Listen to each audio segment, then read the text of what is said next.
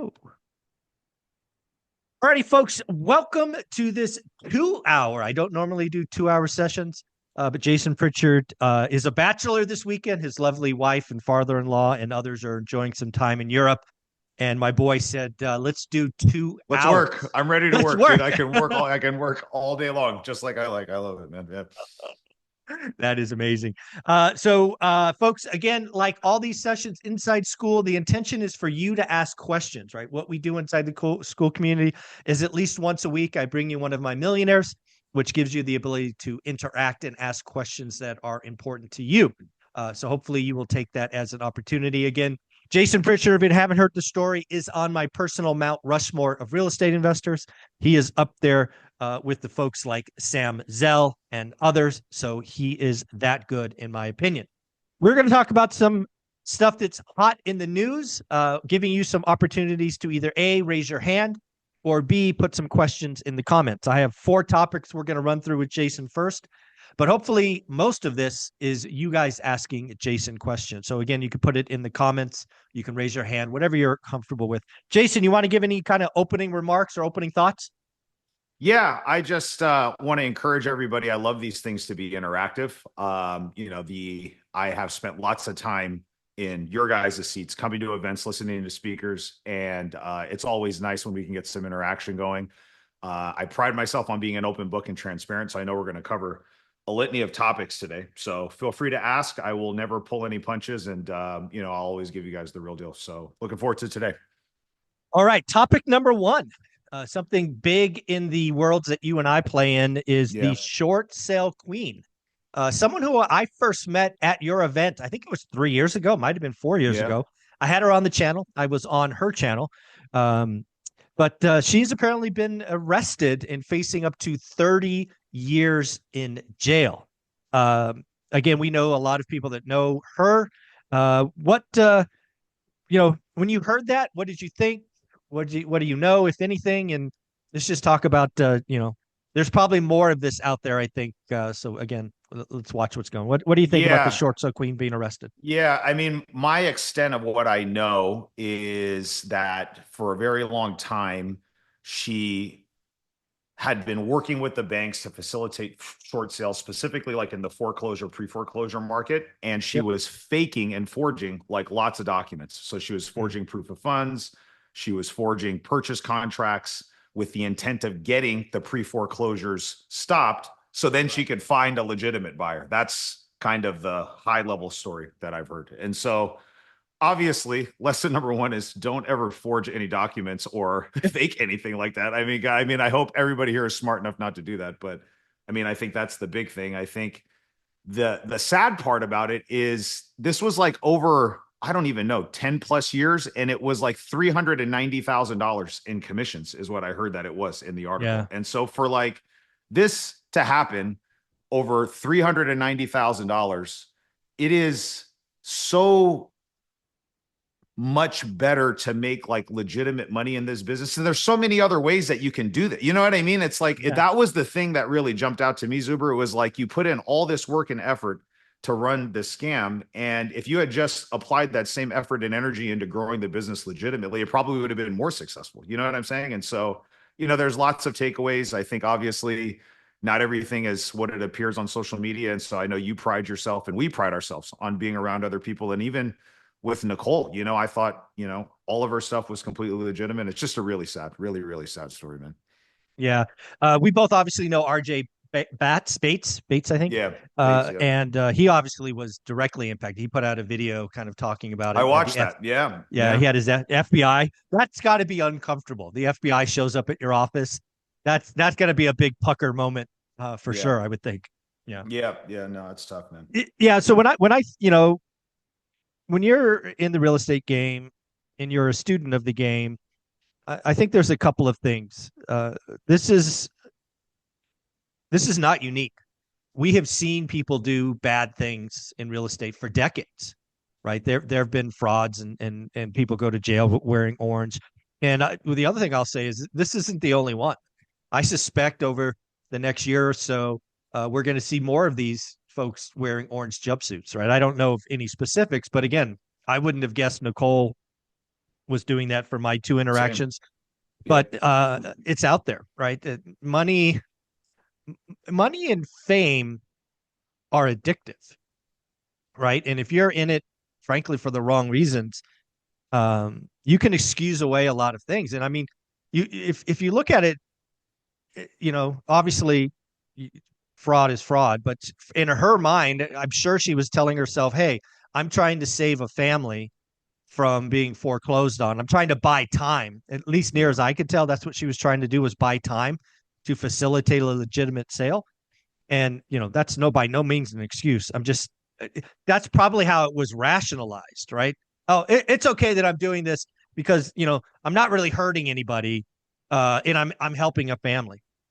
But fraud's I fraud. think I think the other thing to keep in mind too, obviously Nicole's niche was in short sales. Mm-hmm. And I think when you start moving into I don't want to call them gray areas because some of these things aren't necessarily gray areas, but you got to be really careful. Like when you're buying somebody's house or you're buying a property from a bank or this is a huge real estate transaction. And like social media and the internet and all this stuff has taken the gap in information and gone like this. So now anybody can really have the tools and the info that you need to do this. But especially when you're doing creative real estate transactions, and I'm going to throw a number of different things out, and there's not necessarily anything wrong with these, but I would just say this type of stuff you need to be really careful with. So when you're doing subject to, and you're doing novations, and you're doing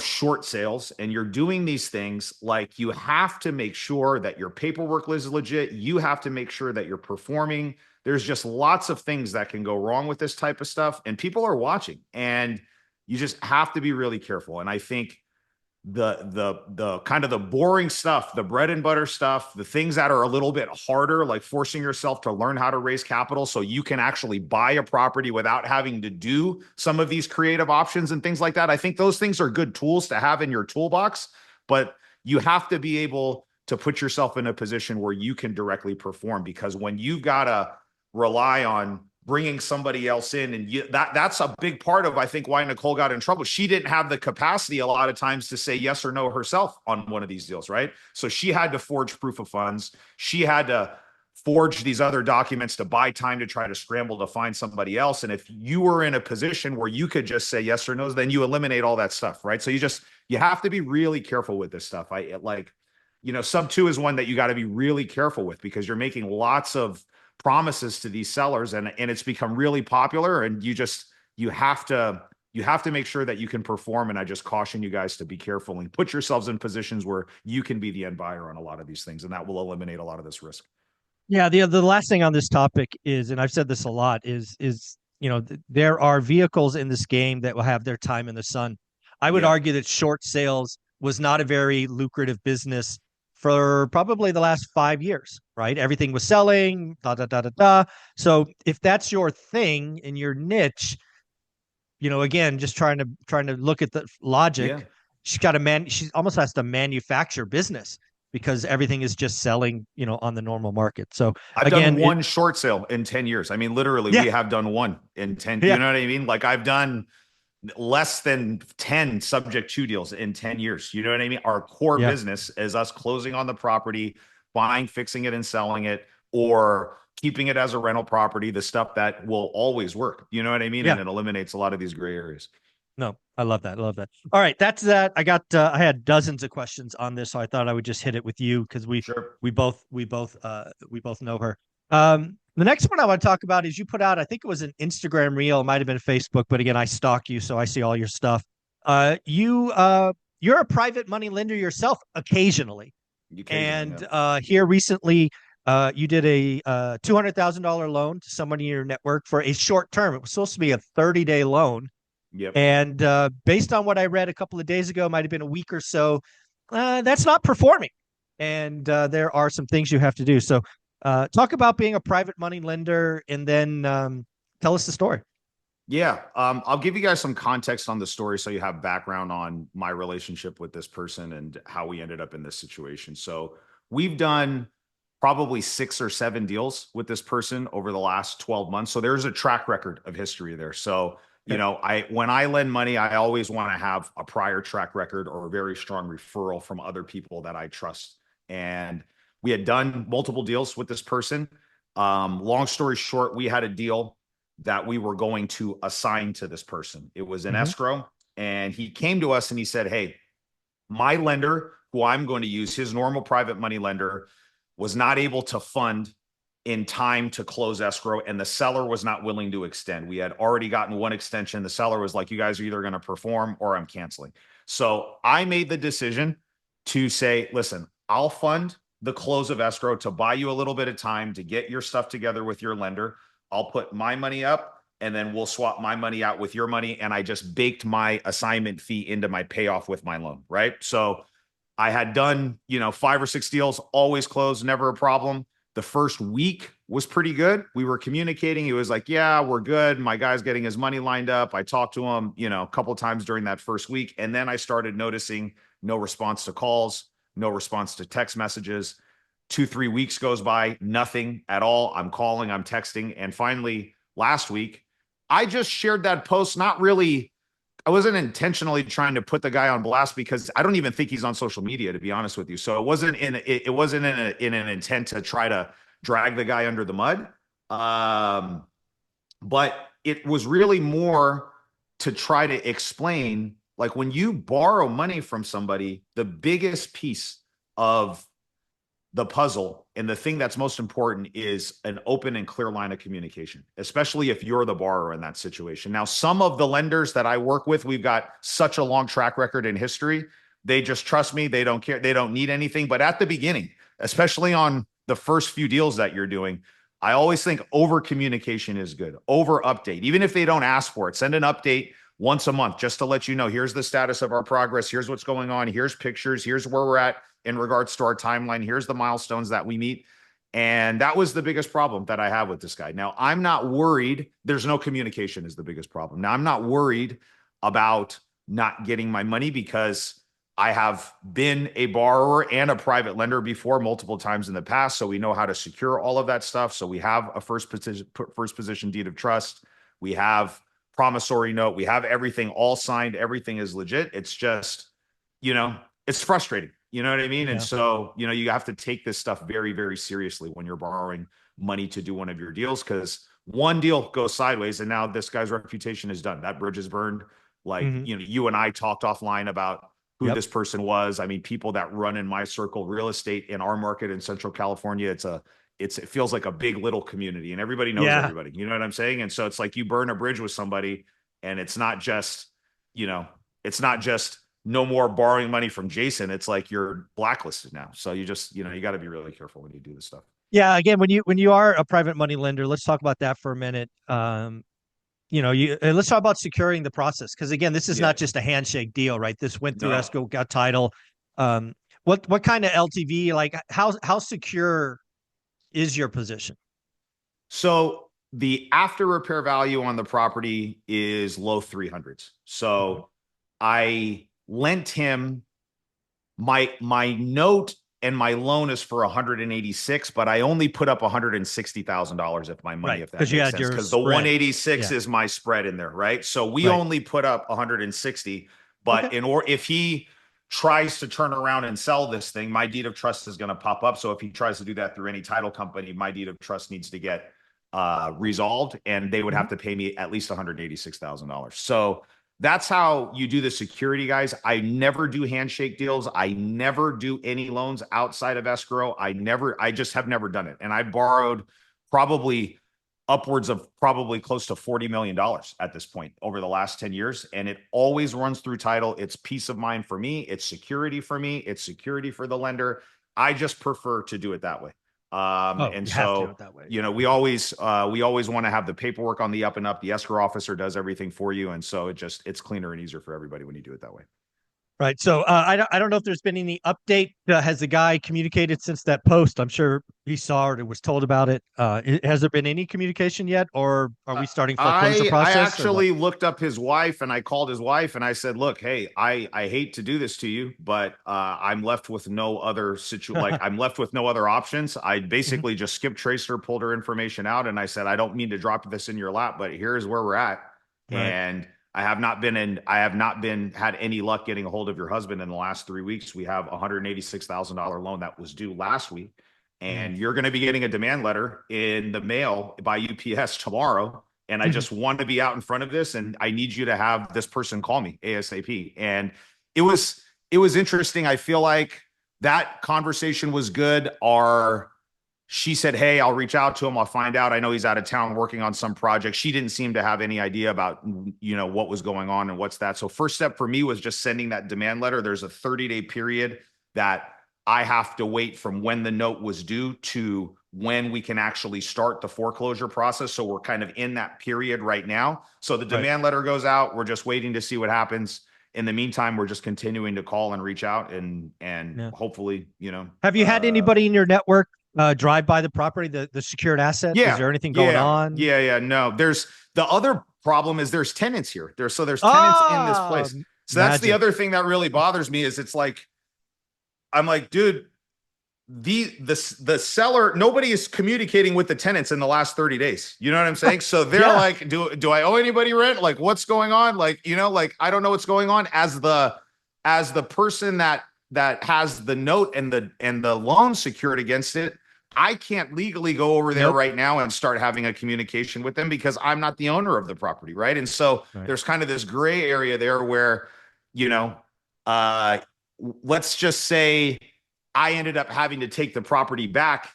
There could be months where the tenants are just sitting there, like what's going on? Like, who do I pay what? So that like, that's a problem. But yeah, we have somebody go drive by periodically. We make sure that there's insurance in place. We do some things just to cover our bases. But again, you got to be really careful when, you're borrowing somebody else's money or you're lending money to somebody else. Yeah. Communicate, over communicate your reputation. It only takes one.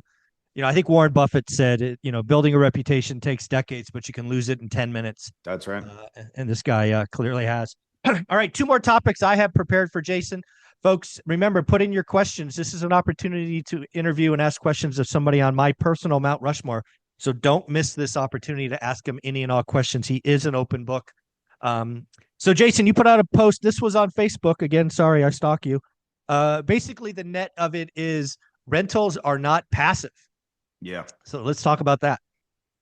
Yeah, we're kind of going through a little bit of a period right now with our rental properties. So just to give context to everybody, I bought my first rental in 2016. We went from 0 rentals in 2016 to 50 rentals by 2019. So we went through a very aggressive growth period in 3 years where we were buying rentals. Now we own just over 100 units. We self-manage almost all of those units. So we try to keep our expenses and everything down. I have a team that does it. I'm not really involved with it, right? But we've got, 3 or 4 team members that, help us manage the day-to-day operations for our rental properties. We have debt on everything. None of the stuff that we have is free and clear. But if you go back and you look at like our blended LTV, we're probably somewhere in the high 50s, low 60s with appreciation because we were buying stuff in, Fresno. And I just started buying houses, guys. I'd buy, one house at a time. That I think the first 10 rentals were all single family houses. Then we graduated to small multifamily. Then we graduated to small apartments. And it's a blend of all of that stuff. And just due to appreciation, we were buying properties, for $50,000, $60,000, putting $40,000 into them. All those properties are worth $250,000 to $300,000 now. So we've got lots of appreciation, lots of equity in there. We have mortgages on them. Thankfully, we refinanced a lot of those mortgages, when rates are really good. So, we've locked in some long-term, low interest rate debt, and we're in a really good position. But when you have that many properties, the gist of the post that I was making is, I think back to when I first started in the real estate investing field, and I did very simple back of the napkin math. I thought, if I have X amount of units and each one of these units spits off $200 to $300 a month, I just did the math and I thought that was the magic number that I was just going to kind of have every single month showing up in my bank account. And I felt like that for a really long time, honestly. And then you just get to a point where once your rental portfolio becomes large enough, even when we front load a lot of the big major repairs on our properties, because we've used the burst strategy to scale that fast, right? Because, Mhm. we set up a business model. I talk about this a lot. We have a transactional side to our business and then an investment side. And the transactional side is the deal finding side. So we spend lots of time and effort and energy sourcing deals, right? Like this year, we'll do 80 plus deals this year, right? And so we have this machine that's constantly finding really good deals. And we just try to cherry pick the very best ones and we take them off the assembly line. We keep those for ourselves and everything else gets monetized and generates revenue on the back end. And so, I once your portfolio gets to a space, I learned this a few years ago, there's just always something going wrong. Like literally there's always something happening, right? And so we just had a duplex that I bought. I paid $100,000 or $110,000 for this duplex probably 5 or 6 years ago. I spent 50 grand fixing it up at the time. It's worth low threes right now, but I just spent $17,000 remodeling one of the units because we went in there, we did carpet and paint. We had a couple tenants go through and then we looked at it and I was like, dude, this unit needs to be fully revamped. Right. And so, even when you're making cash flow on these things like that come up, right? You'll have big capital expenses, a roof, an AC, water heaters, things like that, that cost thousands of dollars that come up, right? You'll have vacancies, right? You have one or two properties that go vacant and you have, let's say 60 days to fill because you've got to turn it, then you've got to market it, then you've got to get somebody in there. That 2 months worth of mortgage payments that you just made just chewed up your cash flow for a year, right? You got ongoing maintenance that's going on and little small minor repairs. And then God forbid you have to do an eviction, which we always have maybe one or two of those a year, unfortunately, right?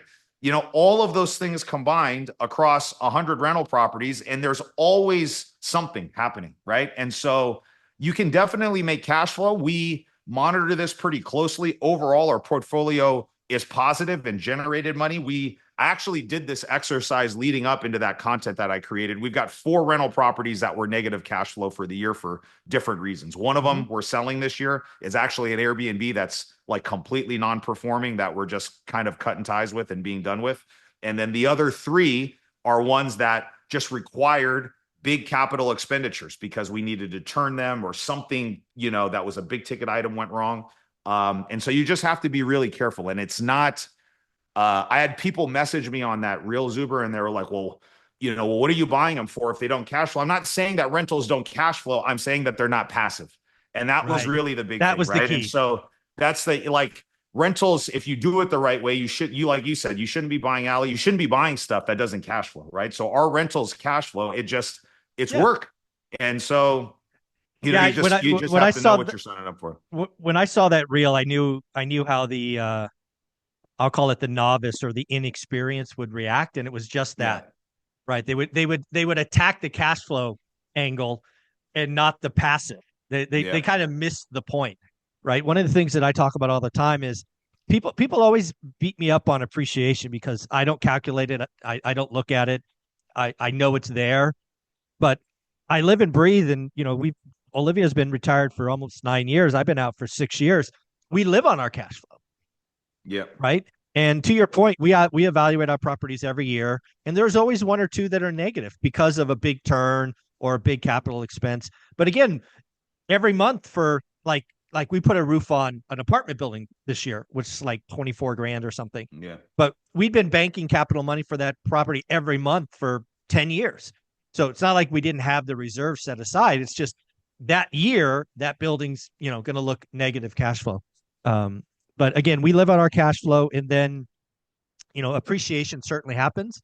I think appreciation is where you will get wealthy, right? When I talk about getting wealthy over a decade, it is the appreciation, it is the mortgage pay down, but cash flow is like oxygen or blood. If you don't have cash flow, you could bust out. And that's what I keep telling people not to do. You got to be in this game. You got to be able to hold for the decade. That if you get in for 3 or 4 years and the economy turns or your personal economy turns because you get laid off or whatever, and you are forced to bust out and you become a motivated seller, it's just not worth it. I hate it when people, especially California investors, oh, nothing in, Mountain View cash flows. I'm going to just bet on appreciation. Dude, I've been through 3 or 4 tech recessions. You don't want to be doing that. You don't want alligators, man. Yeah. Very, very. No, it's a big deal. And it's really important that even though for me, like we're in a stage right now with our rental properties where I've never touched any of the money. Like I don't pay myself any, none of the money that I pay myself comes from the rental properties, right? And we're still kind of in that period that you're talking about, that ramp up period, even though it's been 10 years, right? Like I don't plan on touching anything from the rentals for a long period of time. I always focused on Mhm. the money that we use right now to cover our living expenses comes from the active side of our business, right? And I do think that if you want to go full time in real estate and you don't have a like W-2 and high income earning and a vehicle that just generates regular money, like people assume that it's rentals, passive income, and that income is just what pays me over that time. And there's a long period of time before like you get to that space. And I know, and I remember you're a great example of this, Uber. It's like you stayed in that W-2 vehicle for a really, really long time before you ever started touching any of that money from the Oh, rental properties. 15 And years. so, Yeah. 15 yeah, years. you've got to have something that generates regular consistent income, and you can't depend on at least living off of the income from the Yeah. rentals, because that all of those properties are going to need cash in order to just be maintained Yeah. and you know, keep moving forward. So yeah, it's Yep. a Love that. Love that. misconception that a lot of us new investors have that I just wanted to set straight for everybody. You're not going to be on a beach after a few No. years Yeah. No. just collecting your paychecks every month. Yeah. Yeah, we don't do that. You did bring something up. So this is a little addition, given what you just went through, talking about rentals not being passive. You're selling one of your Airbnbs. I know you got into the Airbnb game kind of part of the way through the journey. It was Yeah. really lucrative. In fact, a lot of Airbnb hosts were making fun of me. I remember going to events as the boring one rental at a time guy, and there was some Airbnb guru, talking either before or after me, and basically making fun of the old guy because why would you do long-term rentals and make $200 when you could do Airbnb and make $2,000? You're Yeah. you're you're lazy and outdated. So why don't you talk about what is your Airbnb portfolio? What's happened last year or so? What's going on? Yeah, so we have three short-term rentals. They're all single-family houses. They're all here in Fresno, California. So I wouldn't consider them like, they're definitely not like destination. I mean, we have the national parks, and I know a lot of people travel for that, but most of the guests that are staying at our Airbnbs are traveling for some type of family event, or it's work, or it's something else. Every once in a while we do get the people traveling for the parks, but we're not close enough to Yosemite where Yeah. it's that's going to be the main driver, right? So uh, I want to say our first Airbnb was like three and a half years ago. Okay. And I, just like you, I was like, man, I see the numbers that people are putting up with this. We have, my first Airbnb was a converted long-term rental, honestly. So I had a long-term rental that I had. We had just done an eviction, and I was pissed off because the tenant that we put in there, I'd done a full burr on this property, dumped a ton of money into it. The tenant was there for maybe a year and a half.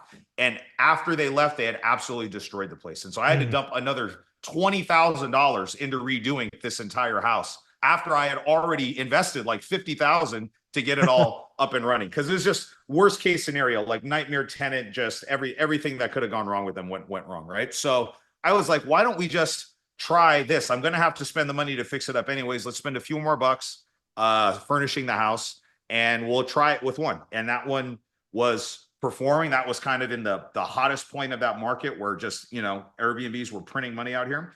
And then we very quickly activated a second and a third one. And I never went crazier than that. My team manages those two. So the same team that I have that manages our long-term rentals, we built some systems and processes to manage the short-term rentals too. So we don't have a management fee or anything. And we have one right now that just has not made any money in 2 years. And this one, the one that we have that I'm selling, has lost like $11,000 this year, dude. And I was just like, and That's it's a enough. combination. It was just, I know it was just a combination of I think the area is not ideal, right? And so even though it's not in a bad neighborhood per se, but it's just not it's not a prime location for Airbnb. It's a 2-bedroom, 1 bath instead of like a 3-2, Oh, which my others are, yeah. right? So I can't really charge a Yep. premium rent for it. And I've had some bad luck with some big capital expenses. I had multiple big ticket items that have had to go out. We let dogs at our property, and so we've had to replace fence, which a fence is really expensive. A water heater's gone out. We've had to do a roof over there, and so there's been just low occupancy, at least compared to the other ones, along with some of these other things that have caused it to just be a negative cash flow property over the last 2 years. And I'm finally just like, we've gone through all the different options. So here's what I always say: with any type of property, you have to think through plan B and plan C, right? And I think a lot of people got burned with the Airbnbs because the only viable exit strategy for that property was making it work as a short-term rental, banking on it being rented out 80 to 85% of the month, right? And like just running very aggressive pro formas on the property. And the only way that it would pencil was that. And I've just never subscribed to that thought process. It was never a good idea. So I think worst case scenario on anything, you have to be able to just pull the plug, sell it, and be able to make some money, right? And this was, or option B is keep it as a long-term rental, right? You could just convert it into a long-term rental and go from there. For me, option B will not work because this was a property that we were not able to refinance while rates were low. And we had, like, just because of when I purchased it and when we got done with the rehab, I had already missed that wave. So rates had shot up so quickly, you know, I thought I was going to get it, but I just didn't. So my interest rate on this thing is like, it's a DSCR loan, and I think it's at like a 7% or something like that, or maybe just a hair over 7. And it doesn't cash flow as a long-term rental because it's only 2-bedroom, 1-bath. Again, so my payment is, you know, $2,000 a month, I think, like that, fully loaded. And I could probably get $2,000 a month if I'm lucky. And that's super aggressive, right? And so it just doesn't make sense for me to stick somebody in there long-term. One more thing goes wrong, I'm going to be in the same position, right? So the good news is I bought it right, just like I did everything else. I paid 180 grand for it. We're all in with furnishings and everything for like 220,000 bucks. And I could sell this thing. I could list it on the market tomorrow for $320,000. So that's what we're going to do. I've just been waiting to get a little bit closer to the end of the year, so that way we could time the sale, and the sale happens calendar year 2025, right? So then that way I have all of next year to kind of figure out what I'm going to do with that tax liability. We haven't gotten crazy with the depreciation on this, so there isn't going to be a big recapture on depreciation, but it will create a capital gain that we're going to need to figure out what to do. But I mean, at the very bare minimum, I can recoup all the losses that I've had over the last 2 years. And it's probably somewhere to the tune of like $17,000, $18,000 if you add all of that up. And then, you know, we can bank the rest of that equity and reinvest it into something else. So you're not going to win on everything, you know, and that's the big thing, guys. Like, I think you have to be okay taking a risk. You have to be okay shooting your shot on some of these things. They're not all of them are going to work out. You know, we'll finish somewhere between 80, 85 deals, like closed, sold properties this year. And I was doing the numbers with my team. We've lost money on 6 of them, like on the transactional side of the business. This isn't even rentals or Airbnbs. So there's ones where you're just going to lose, and it just is what it is. When you're doing the volume that we're doing, you know, you're not going to have 100%, you know? And so, you just have to know when to cut your losses. Right. And, you know, this was a deal that lost money last year. I was like, let's give it one more year. Let's see where it goes. Let's see if we can tweak some things. And it just wasn't meant to be. And so now we're cutting our losses and moving on. Yeah, sometimes you have to do that. Olivia and I every year look at our portfolio in early January, and we always evaluate the worst performers. Like there was a triplex we had on Glen. It was a duplex in the front, a brand new house in the back. You know, an ADU before the ADU was a thing when we got this, and it's just never performed. Always had tenant turnover. Just everything that could go wrong went wrong. Always felt like next year would be better, and it was just always the worst performer. So I think we sold that thing in 22, I think. This and really what we noticed, and it should have been obvious, but you know, it wasn't. It was responsible for 80% of our headaches. Right? One in a property, you know, portfolio as big as ours, having one property be 80% of the headache. I should have been smarter. That should have been gone the year before. So yeah, sometimes you got to same with us. Like it's crazy. I mean, we like this Airbnb, same exact issue. I mean, we had a water heater go out at like 11 p.m. on a Saturday. My team's off. I'm getting blown up like in the mid, like getting having to wake up. I was like, this is not the reason why I got into the real estate business. I'm calling like a plumbing company to find somebody that will go out there. I'm getting charged 3 times what it would normally cost because of it's midnight on a Saturday, right? Yeah. And I Yeah. have to do it because there's no hot water. And it's just like those type of issues. And sometimes, it's like it's these ones that, like you said, it's these ones that not just suck up all the cash flow, but they're probably giving you the most headaches and the problems. And so, Yeah. I mean, I'm sure most of you guys on this call that own rentals are doing this, but if you're not, you need to constantly be evaluating the performance on these things, right? You need to be looking at them. You need to be looking to see how they're doing. And it's very easy to convince yourself that things are good. So you have to have the data, right? It's very easy to spin a story in your head that, it's not really that bad. I would never have thought we had lost $10,000 on it, even me. Right. I would never have thought this was that much of a loser. It was like 11,000 and some change or something like that. And so when I saw that, I was like, holy smokes, dude, this is terrible. So yeah, you just got to you have to go. Make sure you have to make sure you're monitoring that stuff. Yeah. Let's just talk about those. Again, you're an open book, which we all love and appreciate. Again, folks, don't forget, you can ask Jason questions. You can put it in the comments, raise your hands. I don't see any hands raised or comments yet, or at least questions. I see some comments, but no questions. Don't miss this opportunity. This is one of the reasons you are in school, is you get access to these amazing folks. So again, raise your hand, comments. Otherwise, he and I'll just riff for the remainder of the time. You talked about your 6 losses. What was the rough total? Right. Again, 6 is less than 10%. But when you added it all up, what was it roughly? It's probably in the neighborhood of like 35 to 40,000 bucks. So not any massive losers, but you just have some stuff. And I'm proud of that, honestly, because if you average that out, I mean, with the amount of risk that we're taking and the amount of deals that we're doing and just the amount of volume that my team has going on, we didn't have any really, really like major, like big, crazy headache projects this year. So it was good. And so, most of those were fix and flip projects. And what we do that's been a really good exercise for our team, Zuber, is at the end of every month, we do a post-mortem, me and my leadership team, and we look at all the deals, just kind of a quick process of looking at all the deals that we closed that month. And we're usually closing, I don't know, 7 to 8, something like that. And we look at, let's just quickly review everything. And the ones that we did well on, what were the characteristics and why did we do well? And how do we figure out what to do more, right? So we're looking at the age of the home. We're looking at the exit strategy that we did. We're looking at the level of rehab that we did. We're looking at the price point. We're looking at days on. We're looking at all the indicators that were the things that made this a really profitable deal. And how do we recreate that? And then we do the same things with the ones that we lose on, right? And I mean, it's a litany of different things. So there wasn't one specific issue that went wrong. I think it's a mix. Like one of the biggest losers that we had from like a dollar standpoint on a flip was a deal that we did in Merced. And we ended up, and this is something that could very easily happen. We ended up buying a property from a wholesaler. I had literally flipped a house across the street, like 2 houses down. So we had just set a comp across the street, right?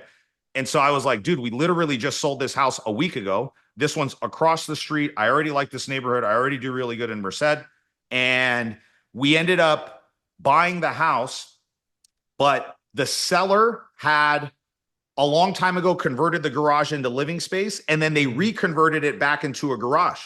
And so the tax records reflected like 300 something additional square feet that was not really there. So then when we went to go sell it and the appraiser went out and measured the house, he was like, well, he goes, I don't know what's going on, but like, this is only like 1,000 square feet. And I know on here it says it's 1,300 and some change. And when you're selling based off of a price per square foot, 300 square feet, like that's a big chunk of change. That's a big chunk, right? Yeah. And so that's happened to me a couple times over the years. And so it's like, what do you do to do that? And so when we went back and looked, even though there was a garage door and the garage had already been done, they had a really nice covered carport that came off. So that was the indicator that we saw, right? There was a carport off the front of the garage that was not like some rinky dink thing. Like it's something that they spend a lot of money doing. Right.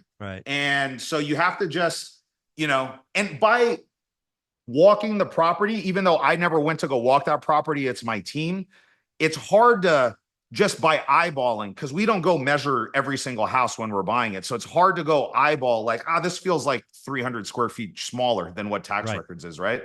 And so, that was an example of another thing. And then other things, we just got too aggressive. And you know what I mean? There's all kinds of Yeah. stuff that goes on. So, I Yeah. think One of the things that I like about your 2024 is you really learned the lesson from, I think it was 2022 the tough year where the Q1 was rough? 23. So Oh, 23. 22, that was when I think rates shot up. I think Yeah, in at like, the I end don't of know, May or 22. Yeah. June, like they Yeah. just Yeah. went like this. And Yeah. so everything that we bought, like March, April, May, we Mhm. had bought it when rates were still like relatively low. And we knew that rates were going to go up, but we didn't realize how fast or far they were going to go up. So we bought a ton of inventory because at that point Yeah. we were very heavy fix and flip. 80-90% of what we were Right. doing was a fix and flip thing. And your cash conversion cycles on fix and flips, guys, even with us, and we're really good Yeah. operators, it's best case scenario, 4 to 5 months, you're out of there. You know what I mean? You buy it, right? Let's say you start right away, you're 45 to 60 days worth of rehab and getting the property prep before you're on the market, then you're 30 days on the market, then you're 30 days of escrow. And then as long as it doesn't fall out or nothing crazy happens, in 5 months, you're there. And everything we bought in May, I've talked about this a lot. We knew we were aiming for a target that was going to adjust, but we didn't know how fast or far that price point was going to come down. And so everything that we bought, as the market was going like this, I knew, I was like, dude, we're either going to break even or we're going to lose some money on some of these deals. And we experienced a lot of those losses end of 22 and really at the beginning of 23. In that first month of Right. 23, I think we lost 100 grand. And I just made the decision at the beginning of 2023 that we were going to move away from being a predominantly fix and flip operation, and we were going to move to exit strategies that were a little bit more fluid. And this Yeah. year really was the year where, of those 80 something deals, it's almost a completely even distribution, where a third of them were assigned in escrow, where we never took ownership. We don't have any the cash conversion cycle is really kind of zero there because you don't really have cash going out. A third of them were wholesale, and our definition of wholesale is close on it, change the locks, clean the property out, and stick it right on MLS and put it on the open market. And our cash conversion cycle is about 30 to 45 days on those.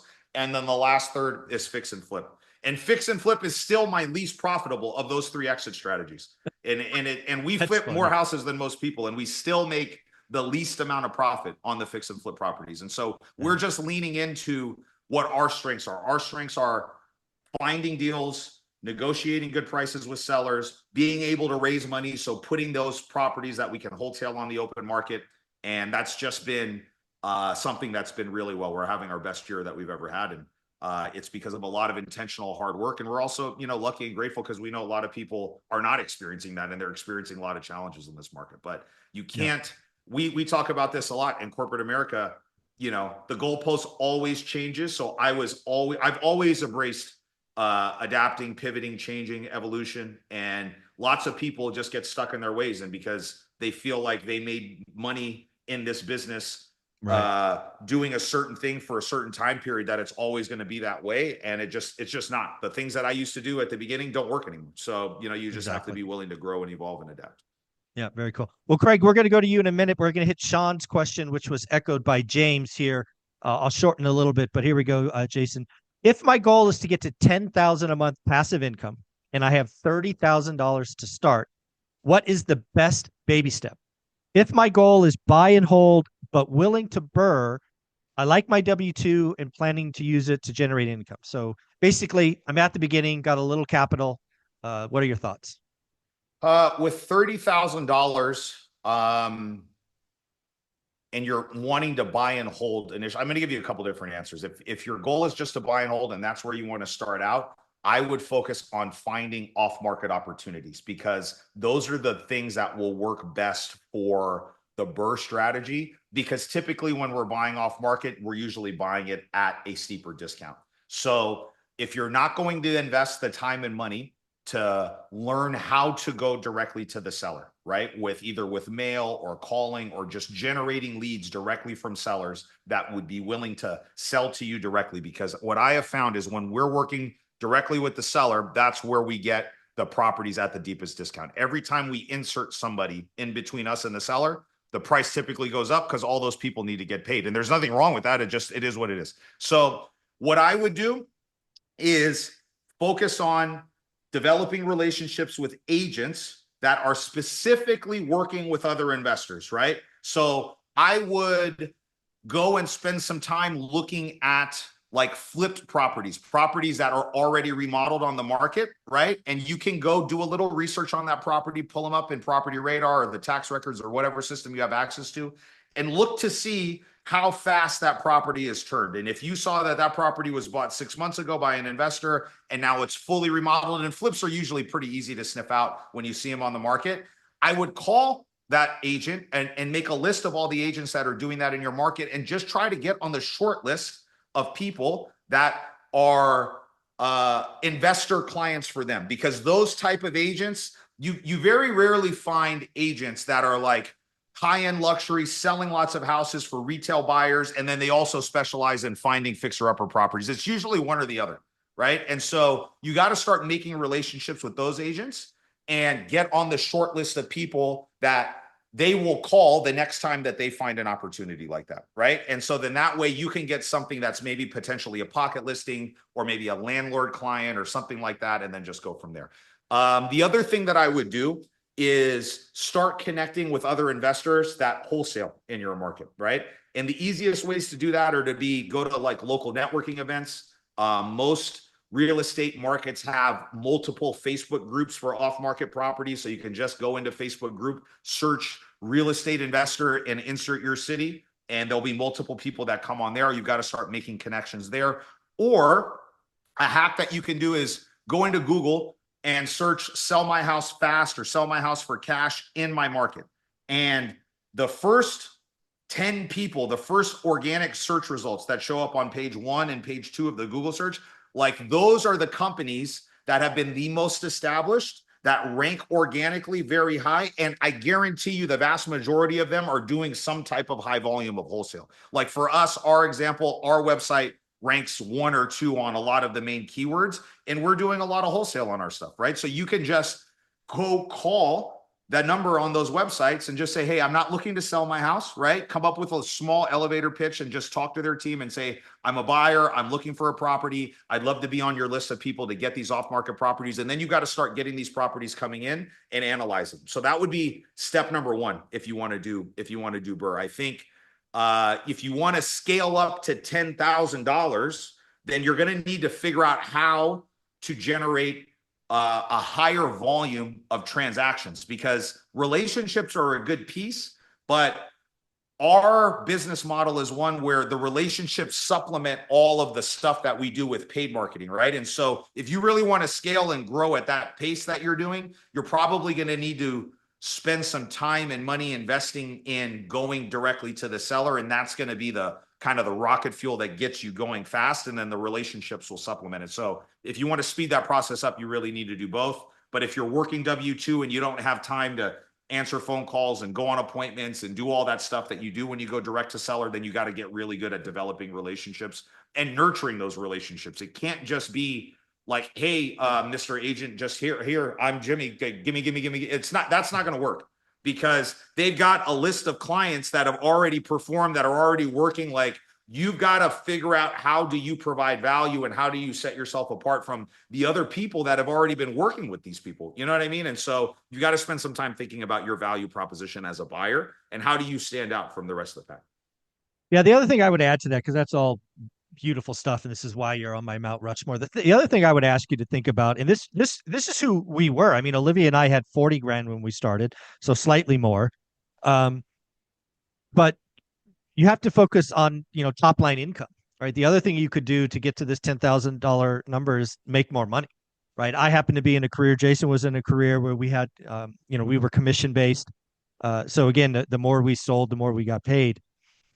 So I would think about that. I would think about how you can do that. You could do that in real estate. You could, a lot of people talk about, hey, I'm gonna I'm going to flip two, keep one, right? You got to produce chunk money. The last thing I'll say is, this is a 10-year journey. Dion, who's on this channel all the time, talks about how it took him 2 years once he made the decision to get the first one, and then it took him, 18 months to get the second. I will tell you, in the beginning, it's easy to be discouraged because you just don't see it. And believe me, I was there. But time is a great healer. Time, as long as you don't have an alligator and you get busted out in a bad cycle, you will eventually get there. Does that make sense, Jason? I love that. I love the idea of increasing the income that's coming in because, again, I mean, if all you're doing at the beginning is just buying and holding, you don't have some type of vehicle that is bringing in Yeah. lots of money. Like you said, all it takes is one or two things to go really wrong, and you could be out of the game really, really quick. And so I agree. I think at the beginning, instead of taking that $30,000 and just trying to force that into a Burr rental property and have all your cash tied up in that thing, and then that's basically it, and you're back to zero money in your account. Those relationships that you're leveraging at the beginning, Yep. you should probably take that, fix and flip, and then try to get to $100,000. That's what I would say. I would say try to figure out the fastest way to get close to 100K in liquid capital in your bank. Like I said at the beginning, I bought my first rental. It was the end of 2016 and I started in 2014. So all we did at the beginning was get good at finding deals, get good at fixing and flipping. When it forces you to get good at buying properties, right? It forces you to get good at raising money. It forces you to get good at managing rehabs, at holding contractors accountable, at doing all of this stuff.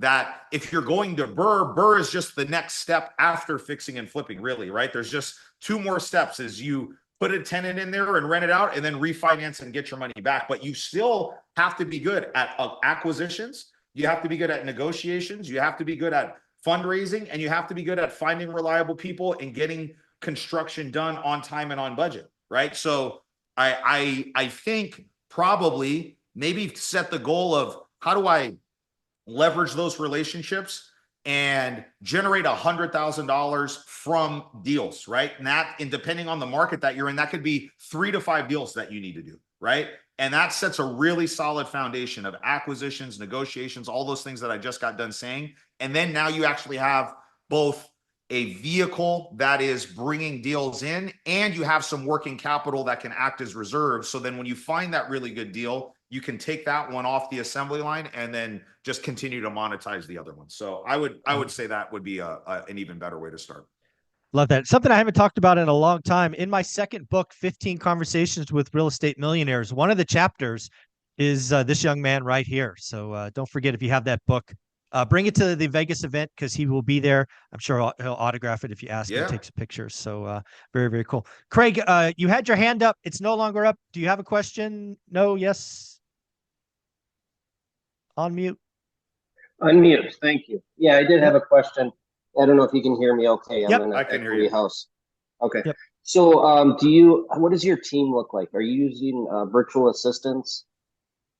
Yeah. So we have currently 16 people on our team. 7 of those people are based out of the Philippines. So we have worked with virtual team members for a very, very long time. They're a vital and a critical part of our team.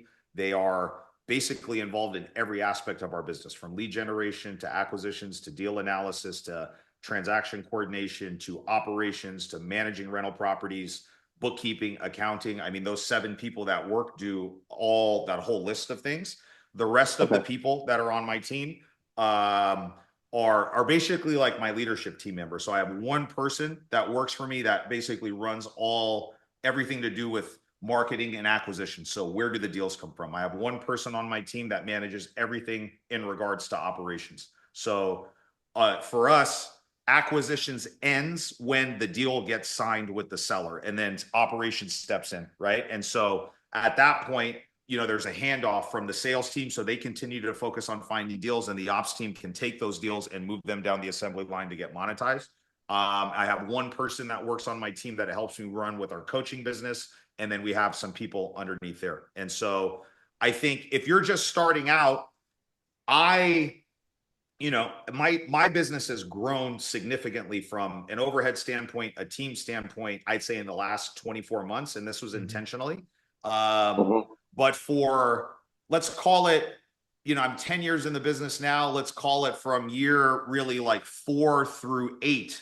It was me, one in-person employee and one virtual assistant. And we were doing a lot of damage with just that model right there, right? Like we were doing a ton of stuff. And so I think it really kind of depends, Craig, and I don't know if you've got a follow-up question on like who to hire first or what you're going to do. I'll let you expand a little bit, but you know, I think the right virtual team member, depending on what your business model is, can be one of the highest leverage hires that you can make from a cost standpoint, right? Like, you know, we pay our virtual team members on the low end $3 or $4 a month if they're just administrative stuff, they're not like customer facing. And like my highest end team members are making 8 to 10 plus a bonus. But for that person that I'm paying $8 to $10, I'd have to pay $60,000 a year here for that person, Mhm. right? And at $8 to $10, they are living very well in the Philippines. And I know because we've actually flown out there and met them. And like we've had team members that have worked with us for 4 or 5 years that are like parts of our family now, right? And so I think it just really depends on what you need and what you're looking for. I think at the beginning, I wore every single hat. And I did that up until the point where I just ran out of time. And then I hired somebody virtually to hand off some of my things and then just kind of grow slowly and methodically from there. Okay, so I hired my first VA out of the Philippines, or a weekend, do it now. What do you recommend as far as prospecting? What kind of lists? I'm using Property Radar. I mean, are you What are you targeting having them probate do? leads? Right now, I'm having them cold call. All cold calling. That's it. Yep. Okay. Do they work directly for you, or are they like Yes. a outside service where the outside company is training them and Nope. They work managing directly them and for holding me, them so I'm accountable? training them. Okay. So I think mistake number one, this is the biggest mistake I see when people make, and I fell into this trap, and I see this all the time with new investors, is virtual team members need to be managed, held accountable. They need to be loved on. They need to be trained the same way that you would an employee here. And the biggest mistake that I make is they treat virtual team members as just like plug and play, set it and forget it. They talk to them once or twice a week. They just hope magically that they're just going to perform without any oversight, without any management, without any training, without any guidance. So I would suggest creating some type of regular meeting cadence. And the meeting cadence should be a daily check-in. And there's only 2 of you, so this is only going to take 5 minutes max. We have Mhm. a required mandatorily daily check-in where all 16 people, including myself, hop on Zoom at 9 o'clock.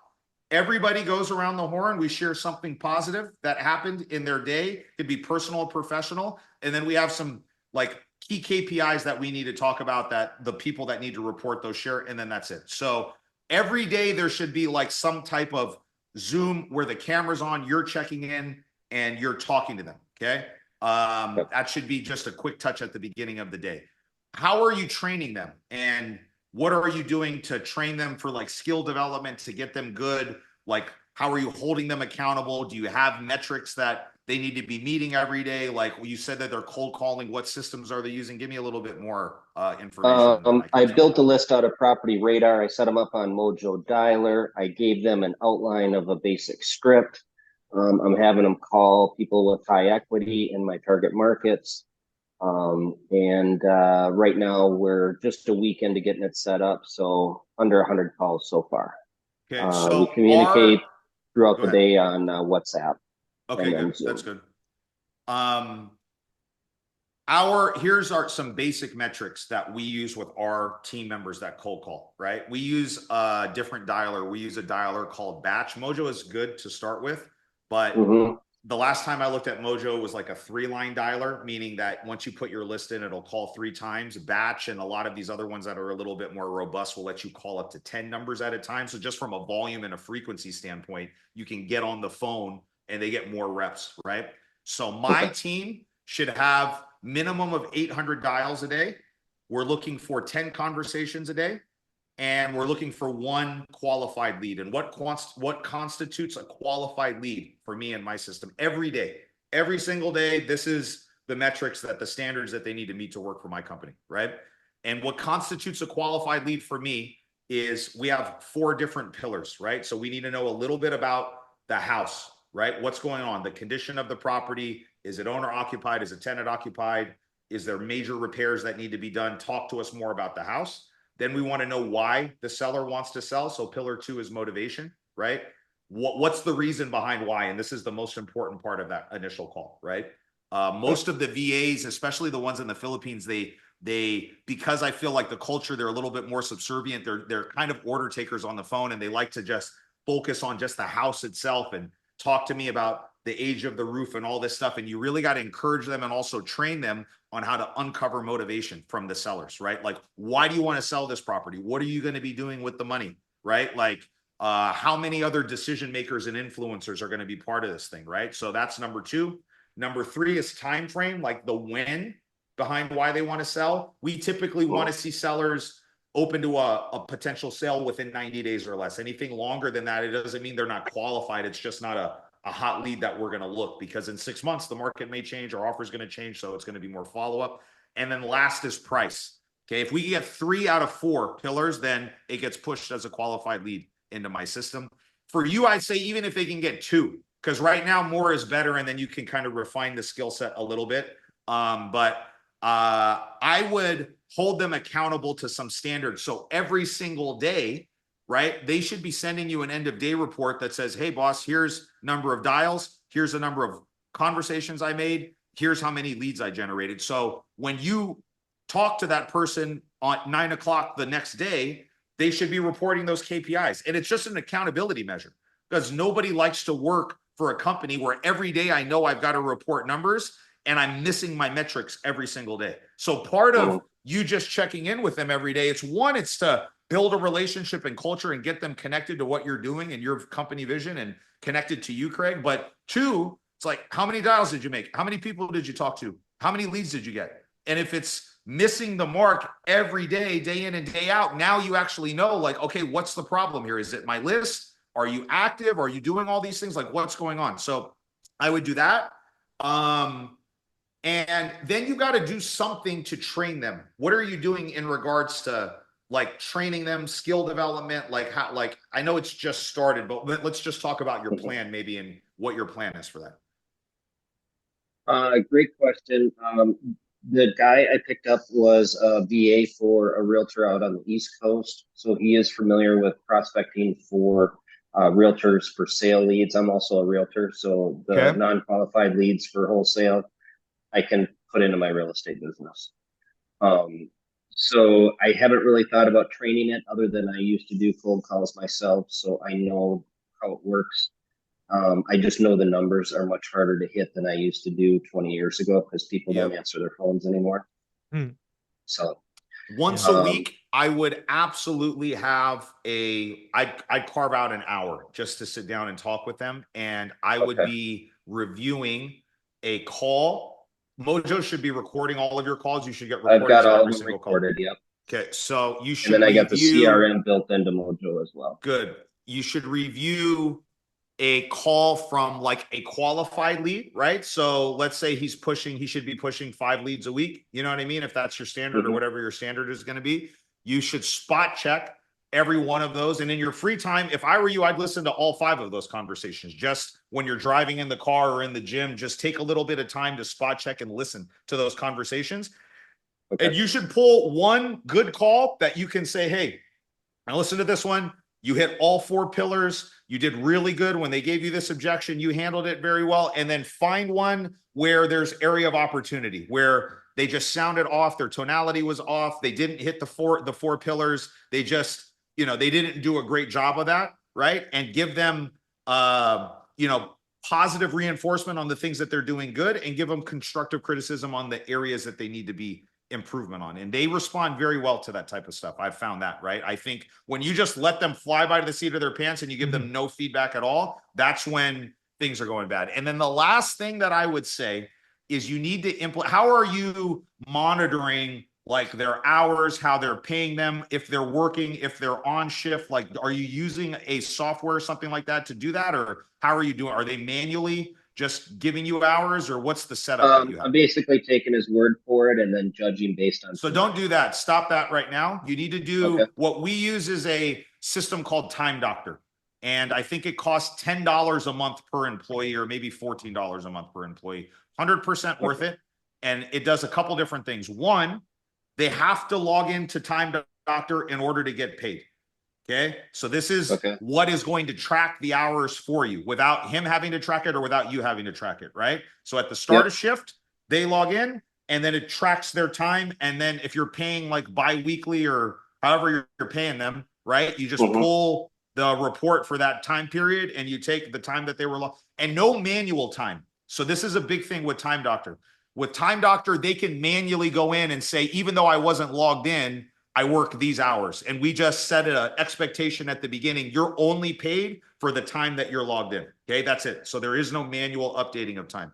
The other thing Time Doctor does is it's an accountability measure. So it will tell you when they're logged in. It does like a screen grab, and you can set it up for like certain intervals. We do every, I think, 90 seconds. It basically takes their system where they're logged in, and it takes a screenshot of their computer. It monitors all their keystrokes, and you would be amazed, dude. Like, how many people, VAs, are tell you that they're working when they're not really doing anything. And I've had to fire like long-term people that have worked with me for a very long time because they were using like keyboard clickers, right? And a Time Doctor will tell you like if there's unusual activity, like it'll flag all the websites, right? Like that they're not supposed to be on. And I had one employee that had a keyboard clicker that it was doing 1,800 keystrokes every minute for like 3 hours straight, exactly 1,800, right? And I talked to the employee and I was like, listen,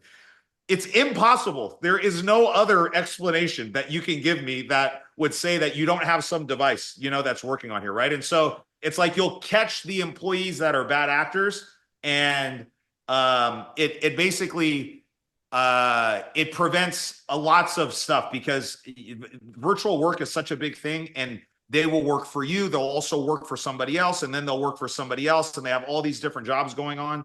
And you need to create some guardrails to prevent them from, not doing that type of stuff. So I would immediately implement Time Doctor and start doing those things with the training. And then you can message me if you have any questions after that's going. Give that 30 days, see where it's going. I would treat it as a probationary period and see how things are going. You know what I mean? And at 30 days, do like a performance review with them, review the metrics, review their performance, what's good, what's not going. And then maybe you can offer them some type of long-term thing after that. So I would just start them at a small base hourly for the first 30 days. And then if you feel like they've got potential, then you can maybe add a kicker, like for every lead that they generate that you close, you give them $50 or something like that. Or, add a way to I did that already. And, yeah. Cool. Well, that's really helpful. So yeah, I'm flying blind right now. So I think that sets me in the right direction. Trust me, dude. I've learned my lesson the hard way with virtual team members, and this stuff, if you just do this right now, the likelihood that this will be successful will like 5x, dude. I mean, it really is. Like I flew by the seat of my pants for years, making all the same mistakes that and it's not even, I don't even mean mistakes in like you just don't know. You don't know what you're doing. So I commend you for just taking action and hiring the person and figuring it out as you go. But trust me, if you just do the stuff that I just said right now, it will be much better chance that this person will stay with you for the long run and then also be successful. Cool. Thank you. Very cool. You're welcome. And folks, don't forget, Jason is a part of the school community, so you could put a post in and tag him. Just go at Jason Pritchard. So don't forget, he is a part of the community. Yep. So very cool. All right, we're going to try to get through. We got a long list of questions here, Jason. We got one from Steven. And again, folks, the same rule applies. I go top down. So the sooner you put in your question, your better your chances. This one's from Steven. What are your thoughts on LLCs versus trusts for holding properties? Any thoughts there? You're not an attorney, but you obviously own some. It's not legal or tax advice, but the way we structure our entities is we have a trust that is kind of like the umbrella that everything else is covered underneath, right? So there's a trust, and then we have an LLC that is for our flipping and wholesaling company. So the transactional company, we have one LLC. We have an LLC for it's like a holding company for all the rental properties, right? So everything funnels through the flipping company first. And then if we're going to hold something and we do the refinance, we do the refinance in the rental company's name. And we essentially, from an accounting standpoint, we transfer the property over at essentially a break even, right? So whatever we're into the property for, it moves over here, and then ownership comes over here at the time of refinance. So then that way those two things are separated.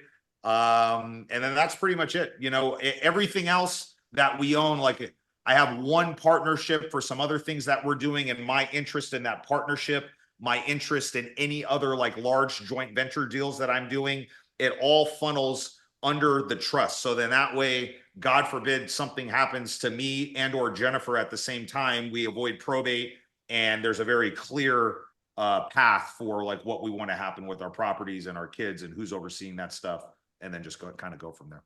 And then we elect on all of our entities, we do the S Corp tax election. So you know, again, double check with your lawyer and your CPA to make sure that this is the right model for you.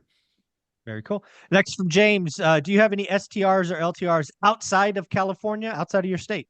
We have 5 units in Cleveland, a triplex and a duplex, and then 1 in northern Indiana. We started buying out of state, I want to say in 2019 or 2020. Again, I've never been afraid to try anything, right? And so like, I think, you know, as California investors, I started in my backyard. We are now only investing in our backyard again. I did this experiment where, you know, we have the properties in Cleveland, they're performing, you know, we have them under management. I'm actually considering selling one at the suggestion and advice of my property manager over there, because they're telling me that the city of Cleveland has recently gotten very strict with some of their rental laws, because so many out-of-state investors have been buying properties over there that they're changing and becoming a little bit more strict. And the bigger underlying issue is the neighborhood is really turned, right? So they've said, listen, this is just not an optimal area, and you combine that with this. So we actually have a triplex that's on the chopping block over there too for next year.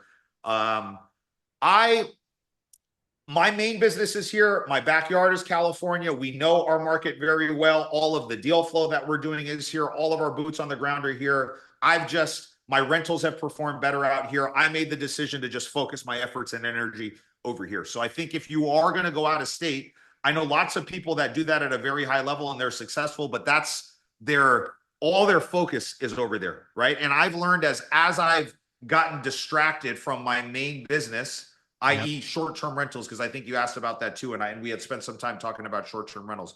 You know, I was like, oh, wow, you know, you get shiny object syndrome and maybe it works. And, you know, I don't regret any of it. I think it's all great. And I've learned, and I'm okay shooting my shot on certain things because maybe it could have blown up. I don't know. You know, I would never have known unless I tried. You know what I'm saying? And so I don't ever beat anybody up for trying, but you have to know, like, after 2 or 3 years, is this going to be a thing that's worth me spending all my time and energy doing to scale? Because if it's not, then it's just a distraction from the main thing. And every time I've tried to do some of these things, right, you know, it's been proven to me that it's not been worthwhile of all my attention, right? And so, you know, I'm still going to continue to try certain things, and there may be something that will require more effort and energy and attention. And we're doing some larger deals right now that I definitely feel like have the capacity to maybe be like something that my goal right now is to continue to have my fix and flip company. The reason why my team has grown so much and we have 16 people is I want this business. It's never going to run on autopilot, but I want to continue to remove myself from this business, right? I want to continue to get to a space where with 10 or maybe 15 hours a week, I can have oversight here. And I'm really interested in doing some of these larger deals that we're doing here. But buying a house in Cleveland and a house in Indiana and doing that, like, just doesn't really energize me and engage me the same way that it does. So if you're going to do that, you just make sure that that's going to be the thing and spend some real time and energy doing that. And, you know, I would just say be cautious of doing that, and just make sure that if you're going to do it, build it for the long haul, because you can find deals a little bit better. And I think California investors get really like enticed by the purchase price to rent ratio. And they're like, oh man, dude, on paper and on your spreadsheet, it looks great. And everything on your spreadsheet never really equates to reality. And take that from somebody that, has done that for a very long time. It's just so many things can go wrong. And at the end of the day, even if the house is 50 grand, roof still costs 10 grand. AC still costs 8 grand. Like remodeling the house doesn't cost any cheaper just because it's in Cleveland. And so, you can end up putting the same amount of money into the property that you paid for it, dude. And that is never a fun deal. So yeah, just be careful. And again, you have no STRs out of state. Everything's long term. No, everything is long term. It's 6 total doors, and the rentals, the Airbnbs, single short-term rentals that we have are here in Fresno. Very cool. Jason, we're going to go to you in a second. Your hand is raised. We're just going to knock out this quick question from Rick about Airbnb. When did Airbnb start to slow down for you, Jason? Rick says Q4 22 for him. Yeah, about the same.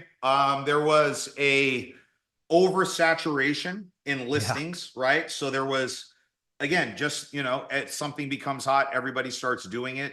And you can see it both from the data, and then instinctually you can kind of get the feel of it because you see everybody's talking about it all of a sudden, right? Like, just random people are talking about, man, I just bought an Airbnb or whatever, right? And so I think our experience as far as time frame was very similar. It's interesting. The number of Airbnb listings, at least in our market, has compressed by almost 50%. So I think we were at somewhere around 1,000 or 1,100 or something like that at the peak. I need to double check these numbers, but it's somewhere around there. And then the last time I looked at available listings in Fresno was like 600. And so you can tell just lots of people just decided to just chalk it up as a loss or move on or convert it into a long-term rental. But even with the compression of the amount of listings that were there, our 2 of them are doing well, but it's just that one I'm having a problem with right now. And it's, again, I'm not trying to scale like that. That's really the other thing. It's like, I don't want to own 100 Airbnbs. You know what I mean? It's just too much work. It's too complex. There's a lot of stuff kind of moving on. There's parts and pieces like the cities are now starting to crack down. So you got to be really careful as far as like, are you collecting occupancy tax? And are you in an area where, you have a strong hotel lobby and then they're pressuring the city or the county to make stricter laws for Airbnb. So there's just lots of moving parts and pieces that you got to be cautious of. And again, my main business is what I'm focusing on right now. Very, very cool. Well, Jason, you got your hand raised. Go ahead and take yourself off mute and ask your question. Hello. Thanks for doing this, Jason. Quick question. I was looking at buying a building. It's 4 3-bedroom units. The problem is it's been on the market for 97 days. I'm going to offer, they want 450. I was going to offer 400. The problem is it needs a little bit of work, each apartment, nothing crazy, except it's a family that owns it and their rents are super low and they're $1,000 a piece. And their leases don't expire till August of 25. So I'd basically be breaking even if not losing a little bit every month, which I can afford to do, but I know we always talk about not violent alligators. But, after August, it would actually cash flow really well. So I'm about doing it. I don't know if it's a smart thing or not. How much money is it going to require, Jason, in order to like turn the property and get it from I heard you say rents are low at 1,000. What are market rents going to be? What would you be able to rent those things out for? 1,700 each. Ooh. Are there any kind of rent control laws or anything that you need to be cautious of? No? Okay, good. So I guess question number 1 is what are each one of those units going to require in order to go from 1,000 to 1,700? Because typically, and I'm not saying that this is not, this may be the case with yours, but typically what we see is there usually has to be a value add component, right? For it to go from 1,000 to 1,700, usually we got to turn those units and make it worth $1,700. So do you have to go in there, or are they completely turnkey, like ready to go right now? Or like, what's the situation with the actual condition of the property? Use little things, paint, nothing crazy in there, a couple $1,000s each unit. The reason they're low is because it's a family and they never raise their rent. Okay. Yeah. And that's there too. I definitely see that before. And every once in a while we'll come across one where the property's well-maintained, not a lot of deferred maintenance, and the value add component is really just increasing the rents every single month. And so I think what I would do is write your offer subject to inspection, right? And go in there. I would start at a low number and have, is 400, is it a no-brainer at 400, or where would this deal be a no-brainer at? It would actually be a okay deal still at the 450. It's just it sat on the market for long, and I know I did ask if they want to do seller finance, and they came back with no, they want money. So I'm assuming he's got to be older because all of the family were all older, and they didn't want the cash. I would try to throw in your offer subject to inspection at 400, and then depending on how your inspections come back, and I would spend a few bucks to do some formal inspection so you have some firepower and some leverage to go back and just say, look, right, my biggest issue right now is that, you know, like the rents are way below market rent 1,700, you have it at 1,000, tenants are locked in until the middle of next year, right? And I can't pay you based on the future perceived value. I have to pay you on the value of what it is now. Plus we've got, you know, a roof that's coming towards end of life or whatever. Like, leverage some of the stuff. There's going to be stuff that pops up on the inspection that you can leverage to negotiate down a little bit more. And then you're going to have to say, like, where is my cap on what I'm willing to pay, right? So if they say yes to 400, but you really need it at like 375, right? Like, set a cap as like, this is the absolute max that you're willing to do it at, and then detach all emotion from it. Dude, if you get it at that number, then pull the trigger. And if you don't, then move on to the next deal. You know what I'm saying? And then just keep an eye on it. I think you have to, especially at the beginning, we get emotionally tied because we want it. Then all our energy and attention gets focused on it. And then we force deals that are not really there. And trust me, I've done that because I know, you know what I mean? It's like, well, I'll just make it work. And sometimes you get lucky and it works. And then other times it doesn't work. And that's really painful, dude. And so it's like, to avoid all of that pain, I would just set some really clear parameters on if we can't get it below this number after the inspection, then I'm just going to walk away, and then that's it. Yeah, the other thing I would do, yeah, Jason, the other thing I would do is I wish more investors did this. I would actually get comfortable writing 2 offers. Right. I would actually present 2 offers.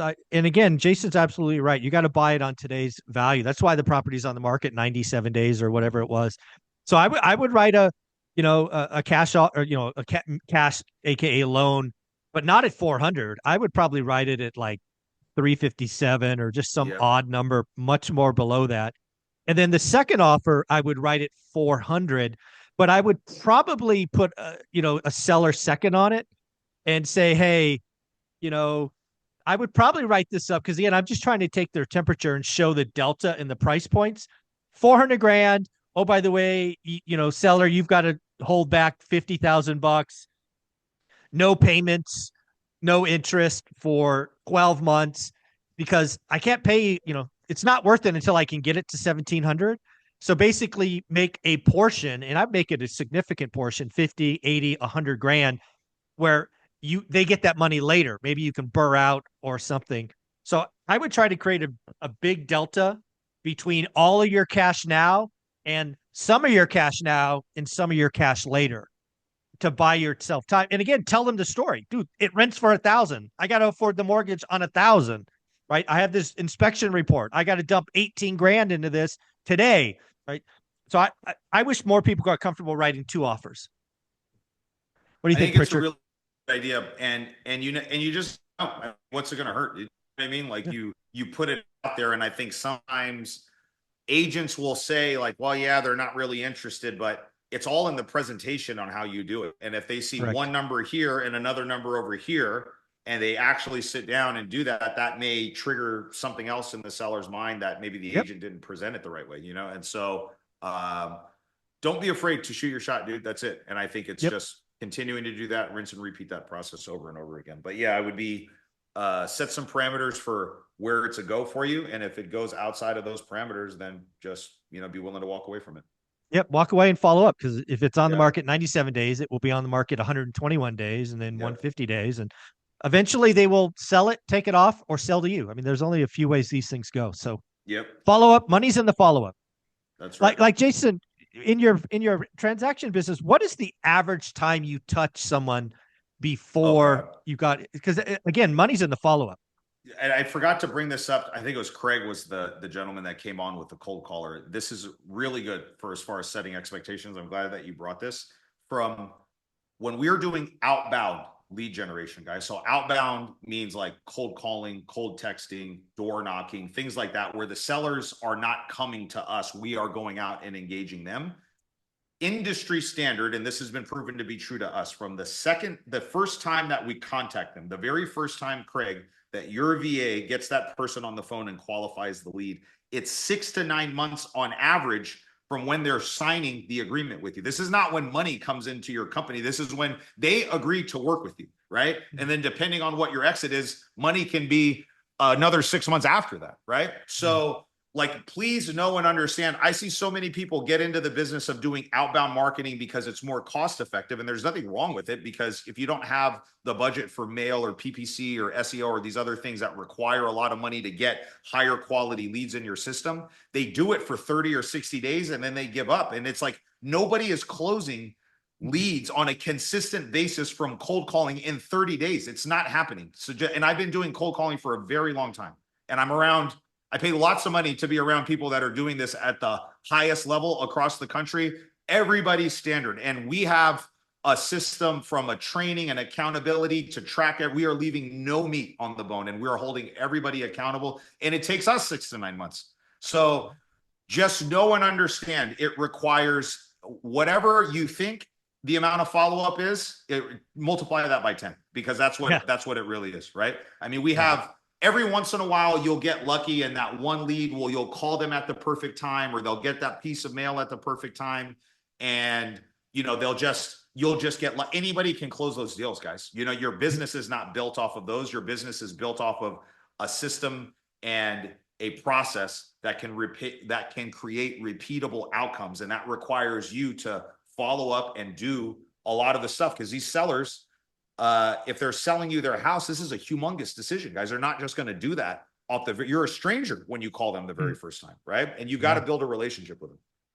Very, very cool. Well, Jason, you've had a lot of experience with virtual assistants. What were some suggestions on finding and hiring your first virtual assistant? If you're going to go, if you're going to go like directly like Craig and what we do, and I've done both of these different things, you can either hire a turnkey VA, meaning like you hire a company that finds the VA, that trains them, that gives them all their systems, their processes, and you pay basically a premium, because you're paying the cost of the VA plus the cost of whatever the company is going to charge you to do it. So it's usually 2 to 3x whatever you're going to pay if you hire them directly, right? And there's pros and cons of that. The pros are, if that VA isn't doing a good job or they quit and they get another job, that company is responsible for finding a replacement, for training that replacement, holding them accountable. You basically, it's just kind of like a set it and forget it thing. So that's one option. Option 2 is you go find them, you train them, and you hold them accountable.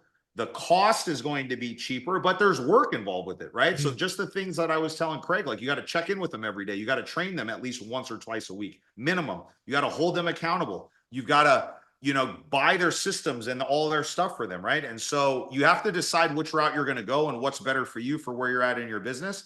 If you're going to go with the in-house option where you hire them, we've always had best luck. We've always hired team members from the Philippines. That's just been, where it's worked best for us. Onlinejobs.ph is like the big hiring board. Virtual work is a huge part of the culture and the economy in the Philippines. And onlinejobs.ph is where we find most of our Filipino, our Filipino team members. And so you just go on there, you create a job posting for whatever it is that you're doing, whether it's an admin or a sales position, and you just post on there what you're looking for, what you're going to pay, and people will respond. And you've got to go through the hiring process like you would if you're hiring any employee.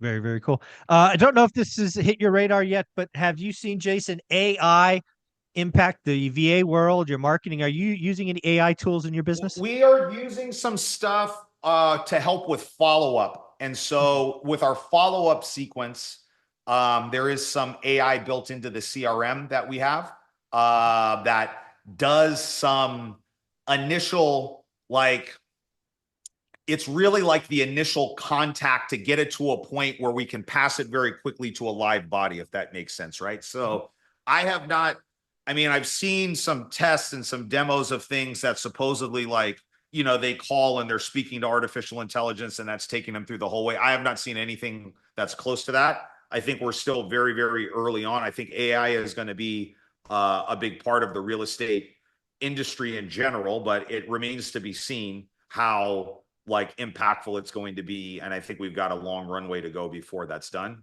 So I would, it's one of those shiny objects. That's how I look at it, guys. I mean, especially if you're new, there is no secret AI sauce that is going to help like be some easy button for finding deals. I would honestly not even think about that at this point. I would just focus on the foundational stuff that we always talk about. There's nothing that is going to disrupt that, at least for the time being right now. And you need to learn those foundational skill sets anyways, if you're, especially if you're new starting out, you know what I'm saying? Like AI can work, I think, better for somebody like me that's got all the systems, teams and everything in place. And it just kind of makes a certain part of our process a little bit more efficient, but it doesn't replace the entire process. So you guys that are starting have to build the process out first before we can start thinking about how artificial intelligence is going to impact it.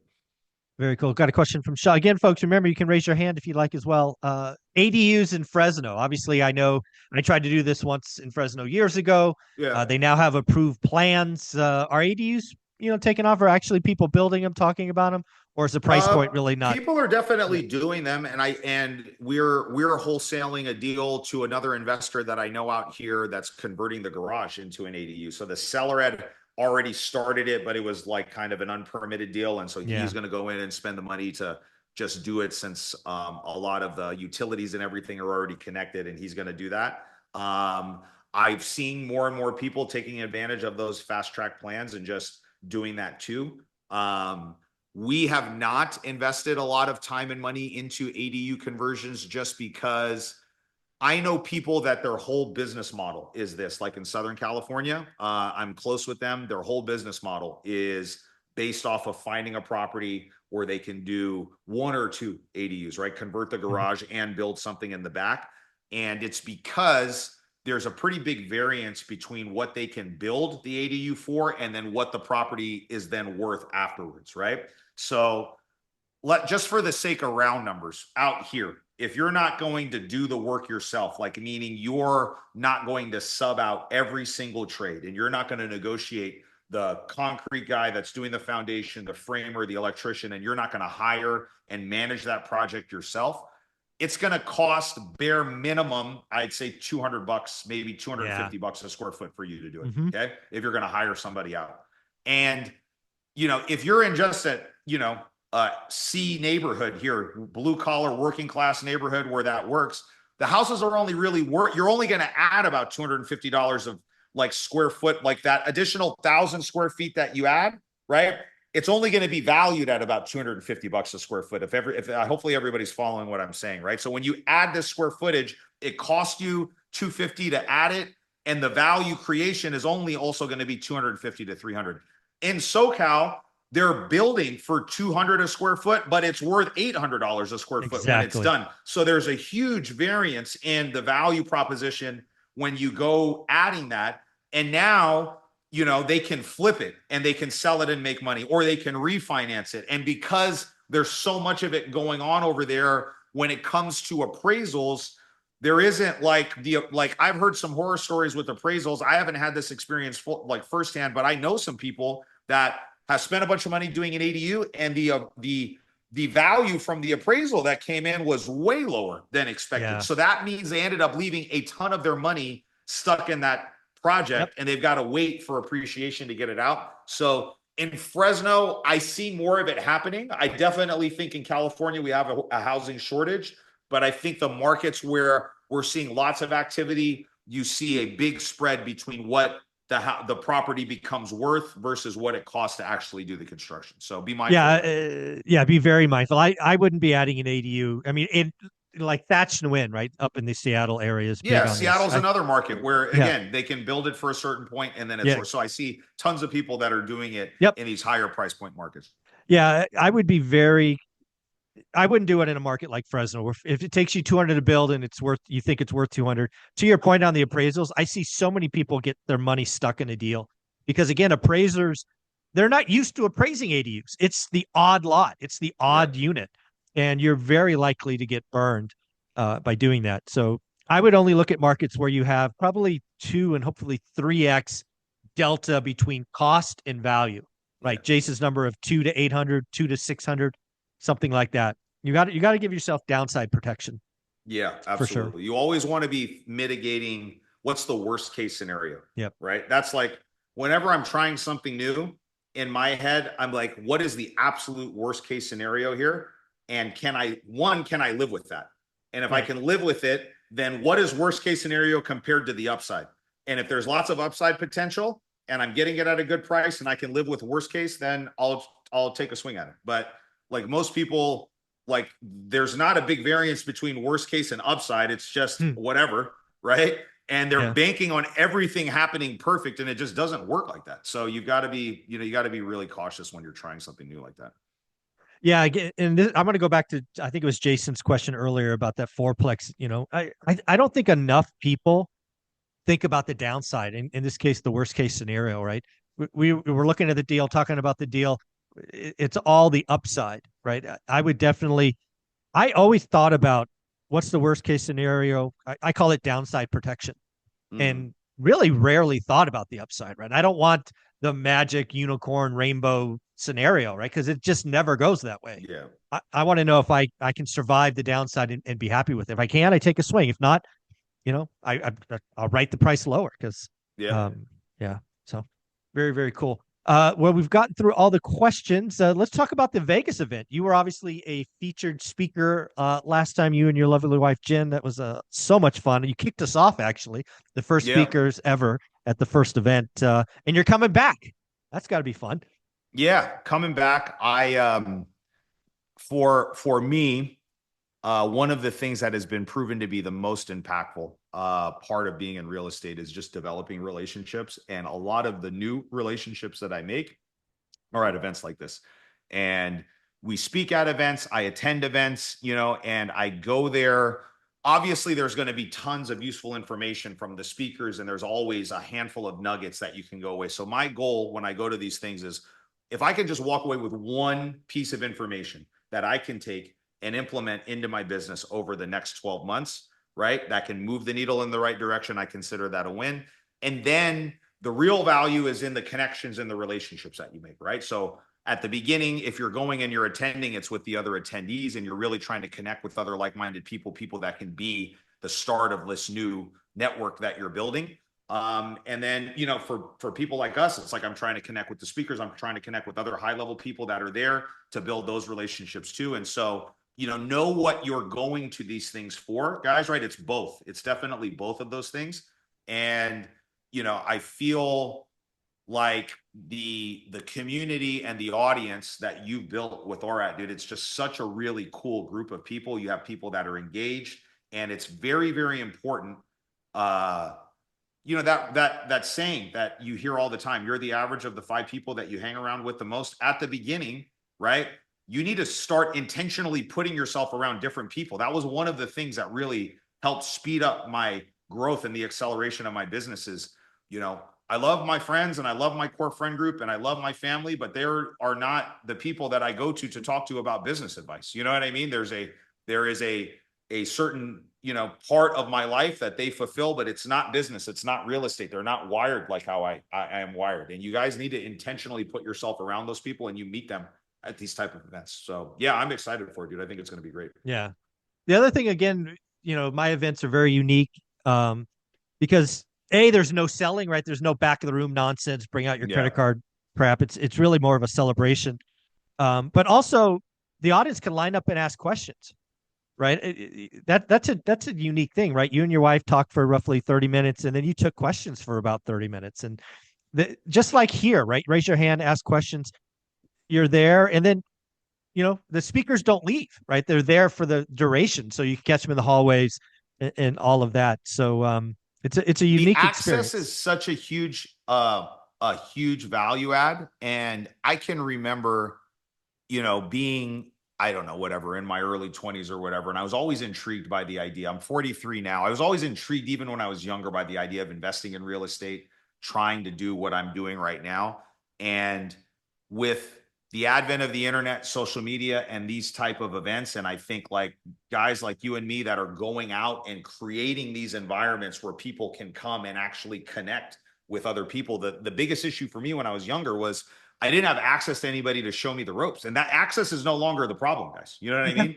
Yeah. And so if you're there, you know, and I know Zuber, you and I pride ourselves on bringing like really high quality people that are there with just the intent to help. That's all. That's it. Like, I just want to help, because I can remember being the guy in the back of the room when I first started and being nervous and like wanting to break out of this rut that I was in my life, and just feeling trapped in my corporate job and not knowing what to do about it. And, you know, it's just a handful of very key pivotal conversations that I had at the beginning, coming to different things like this, that really like change. Now I had to do the work. So this doesn't change the fact that you got to come and do the work every single day. But it's like these conversations and these relationships. I talked to so many people from the ORAC community that just message me, ping me about different things. Like, you know, it's just making that impression.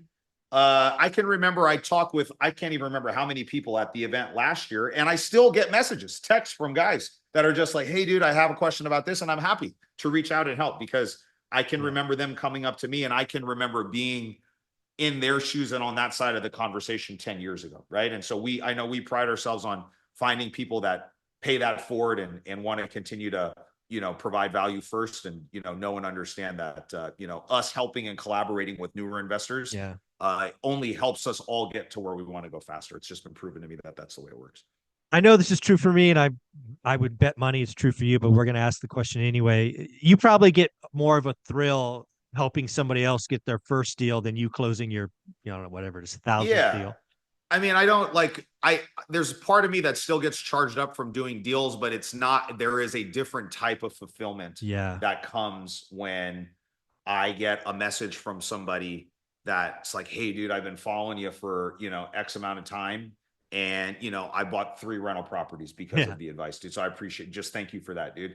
And it's like, it can be that, or it can be people that I actually had direct help with, and everything in between, dude. It's just such a fulfilling feeling that money cannot buy or replace. And that's why we do it, dude. It just doesn't, it's one of the things doesn't get old. If anything, it fills my like cup every day. It does, Ben. And it just becomes a part, like, you know, we're not doing this. I'm not doing this because I have any financial anything to gain out of this, dude. You know what I'm saying? Like, I'm paying to go over there. I'm paying for the hotel to go over there. Like, that's a whole weekend that I have that we're dedicating for this. And it's because we care that much about doing it, and it's that important. So none of the people coming to the event I am paying one penny to. They're all coming on their own dime to give back, thank the community. They you know, they want to come be, you know, in real life with you as well. So everybody's coming for that. So very, very cool. We got about 14 minutes left. I got one more question from Kevin. We probably have time for 1 or 2 more, so you can put them in the comments or raise your hand. Kevin's basically asking for advice on how to GC projects yourself if they were going to tackle an ADU. Any thoughts on GCing yourself, finding reliable subs, that kind of stuff? Yeah, I'd be cautious if you have some construction background and experience. I think that's the prerequisite to doing it on your own. If you have never done any type of, that was me when I first got started. I literally knew nothing. I knew nothing about nothing. I didn't know the stages of how things were going to work. I literally, I mean, like simple things that you take for granted now. Like, I mean, I could tell you so many crazy stories about how little I knew about construction when I first started. So if you're that version of Jason when you started, I probably don't think it makes sense for you to GC the thing on your own. Okay. That's just my honest opinion. If you've got a little bit of experience, or you have a friend or a mentor or somebody that can hold your hand through this process that you really know, like, and trust, and you can still get it done reasonably on time. I saw somebody say this, it looks like Ryan responded to this, but referrals will always be your best source of finding everybody, right? So you need to go to other investors that have a track record of, you know, either doing ADUs or doing construction at a high level, and just figure out a way to get referrals from them. And usually just got to go ask, dude. You'd be amazed. You know, most people think that, you know, successful people are like trying to gatekeep all this information, and they don't want to help you, and they don't want to be nice. And it's actually been proven to be the exact opposite to me. The vast majority of successful people, when I just go out and ask them for something, are willing to help. And so you got to go put yourself out in those environments, find somebody in your market that's doing that. And then you've got to get really the main trades sorted out, right? So whoever is going to do like your foundation and your framing, you need to get that sorted out. You need to get the guys that are going to do kind of your rough trades, like your electrical, your plumbing, the roof, and then the other stuff like flooring, paint, cabinet installation, you know, the finish work. Usually that can be a more of like a handyman style guy, right? Or the guys that are doing the other things can probably do that stuff, or at least connect you with them first. But you need the main guys, right? You need the main people. And I would work with licensed people. So I would find somebody that has a license or is working under a license that can do, you know, your foundation, your framing, your plumbing, and your electrical. Those are really going to be the big trades. And then those people will probably have somebody that can do windows, roof, insulation, drywall, flooring, paint, that type of stuff. So I think you need to get that thing sorted out. And then if you're going to sub those things out, you need to have a schedule in order. You need to make sure, you know, the guy that's coming in to do the foundation framing comes after that. You need to make sure all these people are communicating with each other, or at least you're managing the communication with them. And then you need to figure out, like, is this really worth your time? I think everybody looks at the bottom line at the beginning and says like, well, if I sub everything out, it's going to be cheaper. But how much time is that going to take you? And do you even have that time, right? Or do you have time in the middle of the day to go when the inspector's ready to go out there and inspect your framing, right? Are you even in a position where you can wait out on the project on the job site for 2 hours? Because the building inspectors, they don't just say, yeah, Jason, when do you want to meet over there? You know what I'm saying? They say, I'm going to be there on this day from this time to this time. Somebody needs to be there to meet them, right? Do you have time to do that multiple times throughout the project until you get everything signed off and you get a final approved, right? Like, think about that, and think about all the time that you're doing with that. If you just took all of that time and you invested it into finding your very next deal, and then you hired out somebody to do it, like, what's the value proposition there, right? Like, could you take the 50 hours that it's going to take you and just get laser focused on finding 1 or 2 more deals? Can you generate enough money and revenue from those 2 deals to pay for the difference of what it costs to just hire a contractor to do the entire thing for you? So you got to start thinking about it that way, because I wore every hat in the business, and you'll be the bottleneck and you'll be the cap, because it's basically your time, right? And so until you can really learn how to delegate and focus on the things that you're really good at, that's when you'll see business really start to grow and expand. Yeah.